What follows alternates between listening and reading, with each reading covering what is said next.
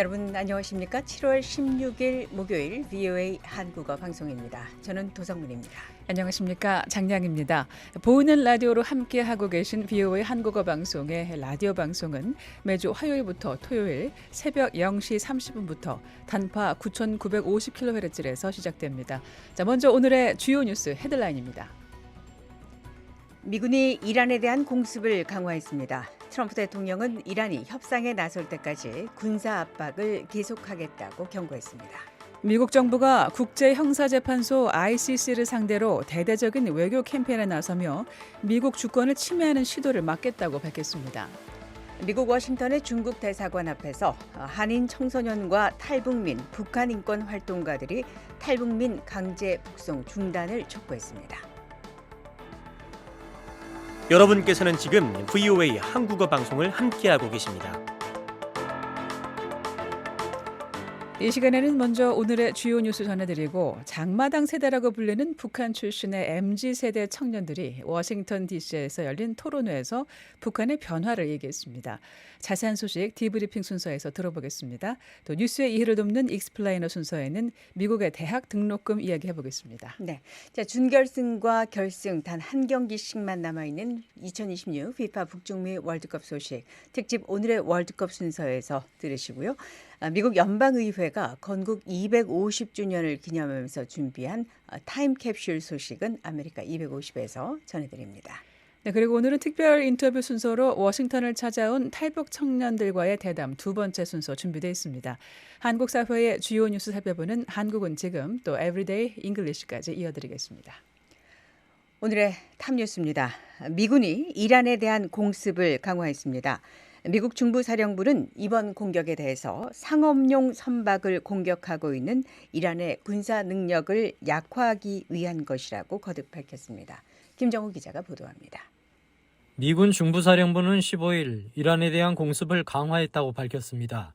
중부사령부는 이번 공격이 호르무즈 해협에서 상업용 선박을 공격하는 데 사용되어 온 이란군의 군사 능력을 추가로 약화시키기 위한 것이라고 설명했습니다.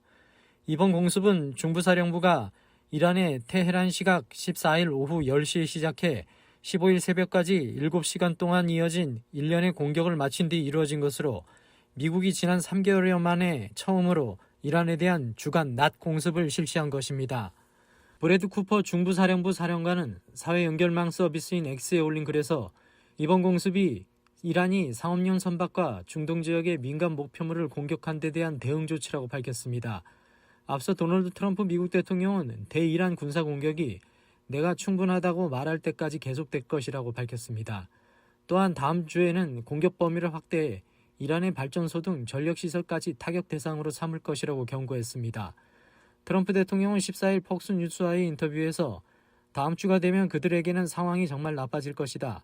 다음 주에는 발전소가 공격 대상이 되고 교량들도 공격 대상이 될 것이라면서 그들이 협상 테이블에 나와 협상하지 않는다면 우리는 그들의 모든 발전소를 무력화할 것이고 모든 교량도 무력화할 것이라고 경고했습니다. 미군은 이란이 호르무즈 해협을 통제하고 있지 않으며 이 수로는 여전히 개방된 상태라고 밝혔습니다.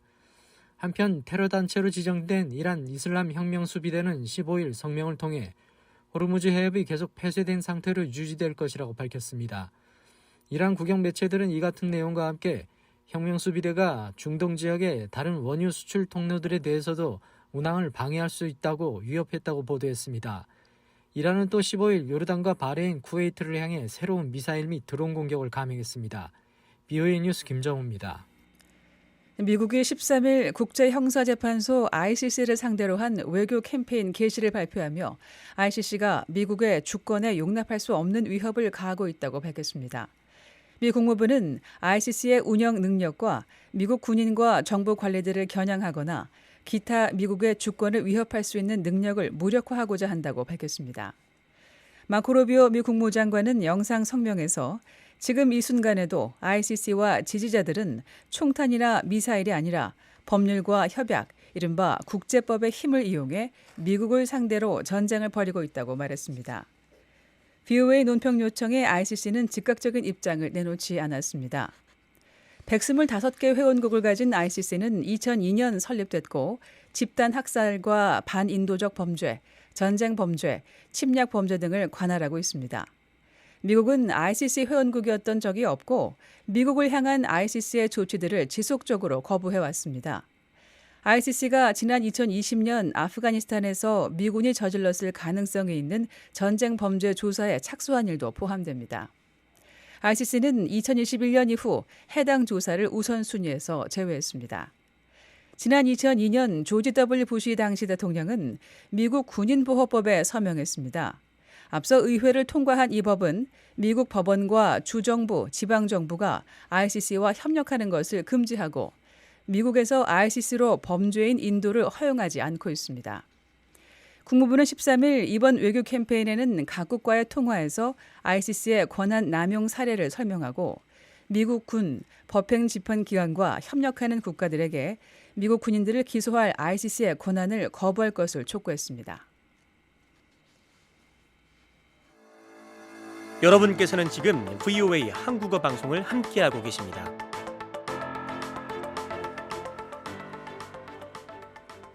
미국 주재 중국 대사관에서 중국 대사관 앞에서 탈북민 강제 북송 중단을 촉구하는 목소리가 울려 퍼졌습니다. 미국 내 한인 청소년과 탈북민 그리고 북한 인권 운동가들이 모여서 중국에 붙잡힌 탈북민들을 북한으로 돌려보내지 말 것을 요구했습니다. 이조은 기자가 현장을 취재했습니다. 국제해사기구 IMO 선박 등록 시스템에서 기존에 확인되지 않았던 북한 선박 4척이 새롭게 포착됐습니다. BOE가 IMO의 국제통합해운 정보 시스템 자료를 분석한 결과 태성산 1호와 랑낭 3호, 해양 55호, 태양산 1호가 최근 선박 등록 자료에 북한 선적 선박으로 등재됐습니다. 이들 선박은 북한 선적으로 등록되기 전 모두 중국식 이름으로 운항했던 중국 선박들입니다. 그런데 현재는 북한식 이름으로 바꾸고 북한 깃발을 달고 있는 점으로 볼 때 북한이 중국에서 이들 선박을 중고로 취득해 자국 선박으로 등록한 제공해 줄 것을 정중히 호소합니다. 워싱턴에 온 많은 한인 청소년들이 북한 주민을 위해 목소리를 내려고 나왔습니다. 오늘 행사 일부는 중국 내 탈북민들에게 벌어지는 일을 알리기 위한 것입니다. 지금도 계속되는 매우 심각하고 끔찍한 문제입니다. 중국은 목숨을 걸고 국경을 넘은 탈북민을 난민이 아니라 불법 경제 이주민으로 규정하고 있습니다. 그리고 1986년 북한과 맺은 국경협정을 근거로 본인의 의사와 상관없이 강제 북송하고 있습니다. 국제인권단체 휴먼라이츠 워치는 지난해 10월 중국이 2024년 이후 최소 406명의 탈북민들을 북한으로 강제 송환했다고 밝혔습니다. 유엔 인권사무소도 지난해 9월 강제 송환된 이들이 자의적 구금과 고문, 강제 실종, 성폭력 등 심각한 인권 침해를 당했다고 밝혔습니다. 우선 중국은 난민협약 당사국입니다. 고문 방지 협약에도 서명했습니다. 강제로 돌려보내진 난민은 100% 고문당하고 100% 수감되며 어떤 경우에는 처형됩니다. 인권단체들은 중국에 은신 중인 탈북민들 가운데 상당수가 여성이며 이들 중 다수는 인신매매나 강제 결혼 상태에 놓여 있다고 밝혔습니다. 강제 북송의 위협은 지금도 계속되고 있습니다. 이날 집회에는 탈북민도 함께 참가해 목소리를 냈습니다. 목발을 짚고 두만강을 건너 탈북한 지성우 전 한국 국회의원도 힘을 더했습니다. 많은 사람들이 죽어갔습니다. 유엔 인권 이사회에 책임 있는 국가라면 그들이 북한 땅으로 가서 어떤 처벌을 받게 되고 어떻게 죽어가고 있는지를 알면서 그곳으로 보낸다는 것은 정말 죽음으로 내모는 행위입니다. 그런 이제 안 좋은 곳이라 하면 그러면 중국 당국도 책임 있는 자세로 또 유엔에 이제 가입돼 있는 이제 또 책임 있는 국가로서 그들을 이제 북송시키면 안 되는 것이 이제 당연한 것이죠. 미국과 한국 정부는 중국 내 탈북민들이 강제 북송 위기에 처해 있다며 우려를 표하고 강제 송환을 중단할 것을 촉구해왔습니다. 그러나 중국 정부는 국제사회의 탈북민 강제 북송 중단 요구를 계속 거부해왔습니다. 오늘 행사는 북한 자유를 위한 미주 한인교회연합 KCC가 매년 여름 워싱턴에서 개최하는 북한 인권 행사들 가운데 하나입니다. 내일인 15일에는 연방의사당 앞에서 북한 인권 집회가 예정돼 있습니다. 워싱턴 중국 대사관 앞에서 VOA 뉴스 이존입니다. 북한이 선박 4척을 구매해 국제해사기구에 등록한 정황이 포착됐습니다. 모두 과거 중국에서 운항하던 선박들로 유엔 안보리 제재에도 불구하고 북한의 중고 선박 취득이 계속되고 있는 정황으로 풀이됩니다. 함자 기자가 보도합니다. 국제해사기구 IMO 선박 등록 시스템에서 기존에 확인되지 않았던 북한 선박 4척이 새롭게 포착됐습니다. BOE가 IMO의 국제통합해운 정보 시스템 자료를 분석한 결과 태성산 1호와 랑낭 3호, 해양 55호, 태양산 1호가 최근 선박 등록 자료에 북한 선적 선박으로 등재됐습니다. 이들 선박은 북한 선적으로 등록되기 전 모두 중국식 이름으로 운항했던 중국 선박들입니다. 그런데 현재는 북한식 이름으로 바꾸고 북한 깃발을 달고 있는 점으로 볼 때 북한이 중국에서 이들 선박을 중고로 취득해 자국 선박으로 등록한 것으로 풀이됩니다. 유엔 안보리는 지난 2016년 채택한 대북결의 2321호를 통해 유엔 회원국이 북한의 신규 선박을 판매하지 못하도록 했으며 이듬해 채택된 2397호에서 이를 중고 선박까지 확대했습니다. 따라서 북한이 이들 선박을 구매한 것이라면 이는 안보리 결의 위반입니다. 3,600톤급 화물선인 태성산 1호는 2005년 건조된 이후 웨이캉 18호라는 이름으로 운항하다가 북한 선적으로 등록됐습니다. 또 해양 55호와 랑낭 3호도 각각 2005년 건조된 하이양 55호와 팡저우 9호였지만 이후 북한 선박으로 이름과 선적을 바꿨습니다.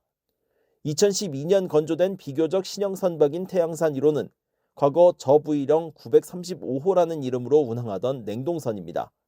흥미로운 건 국제통합해운 정보 시스템 GISIS 자료에 기록된 이들 선박의 북한 선적 편입 시점이 최근이 아니란 점입니다. 태양산 1호는 2018년 6월 북한 깃발을 달기 시작한 것으로 기록됐으며 해양 55호는 2022년 12월, 랑낭 3호는 2023년 6월 북한 선박이 된 것으로 나타났습니다. 태성산 1호의 북한 선적 효력 발생일도 2023년 11월로 기재돼 있습니다. 이들 선박이 최근 조회에서 새롭게 포착됐다는 것은 북한이 선박 관련 정보를 뒤늦게 IMO 시스템에 반영했을 가능성을 시사합니다. 북한은 최근 수개월 또는 수년 전 자국 선박이 된 것으로 기록된 선박을 뒤늦게 IMO 선박 등록 시스템에 반영하는 양상을 보이고 있습니다.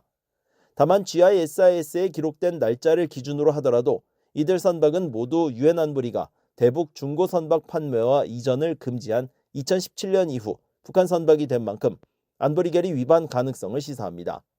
북한은 최근 수년간 중국 등 해외에서 중고 선박을 잇따라 취득해왔습니다. 전문가들은 국제 제재로 선박 확보에 제약을 받는 북한이 노후 선박을 대체하기 위해 비교적 상태가 양호한 외국 중고 선박을 지속적으로 들여오는 것으로 분석한 바 있습니다. BOA 뉴스 함재합니다.